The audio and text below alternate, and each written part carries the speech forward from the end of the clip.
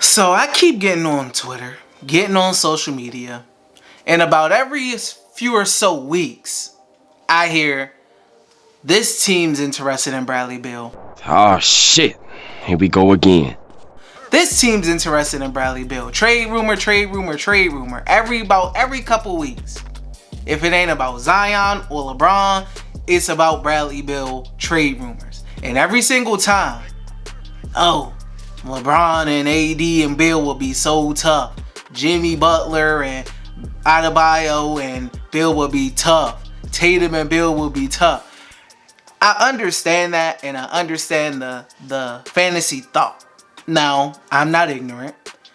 I understand that players get traded. Teams or GMs say, hey, we're not trading this guy, and he gets traded. I understand that.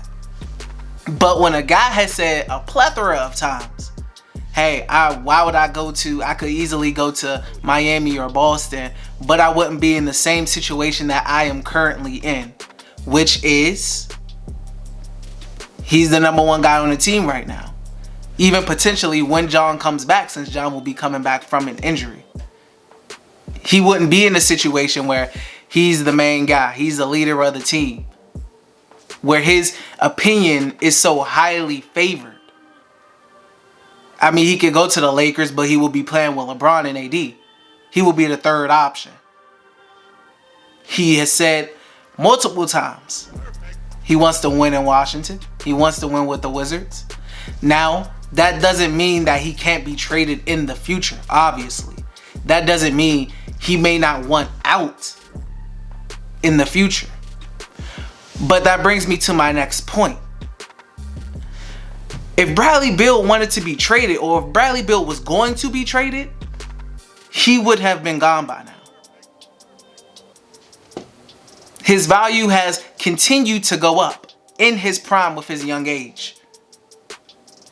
With the way players move nowadays and basically force themselves onto other teams, whether the team wants them to or not, Bradley Beal could have easily said, hey, Tommy, I don't want to be here no more. Get me out of here.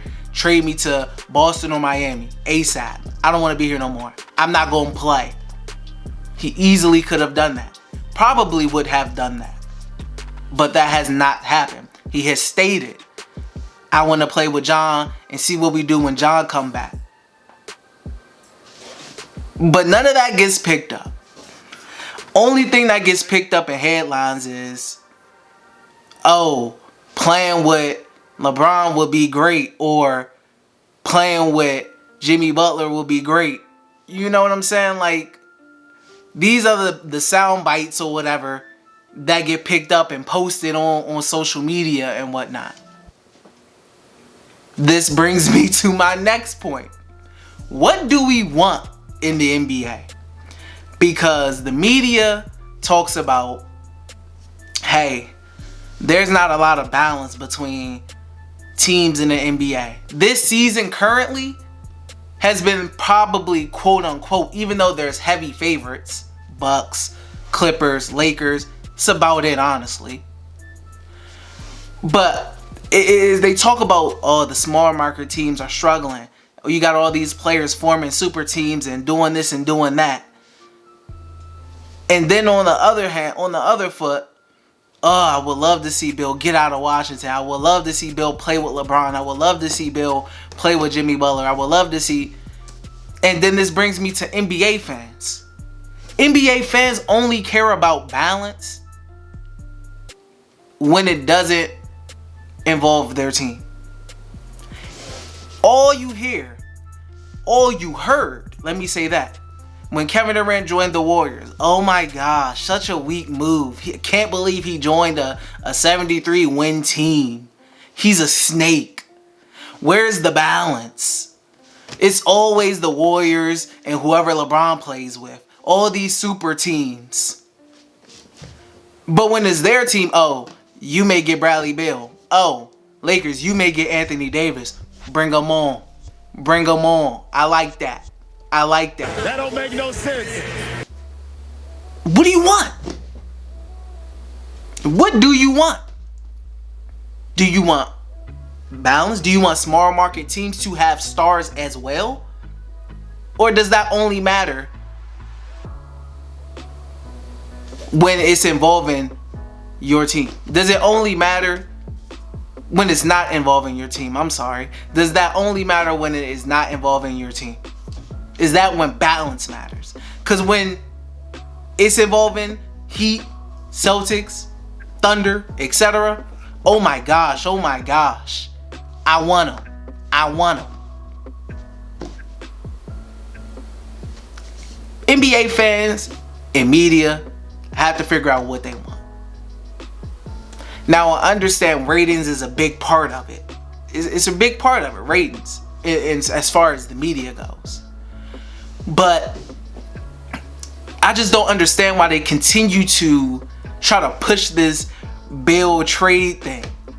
Because everybody who's a Wizards fans and everybody who's in the Wizards media, they have said a plethora of times, Bill isn't getting traded. The Wizards aren't trading Bill. I haven't seen anything that would say, oh, the Wizards may get rid of Bill. When Bill wants to be gone, you will know when Bradley Beal wants to be gone. In the meantime, I just don't get it. Leave the guy alone. That's basically what I want to say. You gotta leave the guy alone, man. It's a lot of forced rumors. It's a dead period. The league ain't back yet. I understand. But you gotta find a new storyline, man. Because these Bradley Beal trade rumors, it ain't it. It's really not it. And also, you want to talk about Bradley Beal. Oh, he's on the Wizards. They suck. They're on a losing team. If anything, John Wall had more of a struggle and more of a reason to leave before the injuries than Bradley Beal has. If you actually watch the Wizards or look at their history from when John Wall was drafted until Bradley Beal now, John Wall had to struggle way more than Bradley Beal did. Look at the teams John Wall had. Look how long it took for John Wall to get into his first playoffs, and look at how long it took Bradley Beal to get into his first playoffs. Why are we acting like Bradley Beal has been struggling for so long? Like he just has never made the playoffs, or he just rarely makes the playoffs. The guy, about what, his third season or something, second or third season, was in the playoffs, making it to the second round. He hasn't been struggling that much. He has not been losing that much. Bradley Beal has had, as far as success with his team, there's been a good amount of up seasons. There's been a very good amount of playoff success. So stop this narrative that just Brad is suffering. His prime is being wasted. His talent is being sucked dry in Washington, because he hasn't been on the downside of things for that long. So where is that narrative coming from? The fans? The media? I don't get it. Everybody talking about, oh, get Bradley Beal on the team so he can... First of all, I'm pretty sure a lot of people don't even watch Bradley Beal unless they see what Bleacher Report post or ESPN post when he get a dunk or something. So stop acting like you know so much about Bradley Beal and what he do.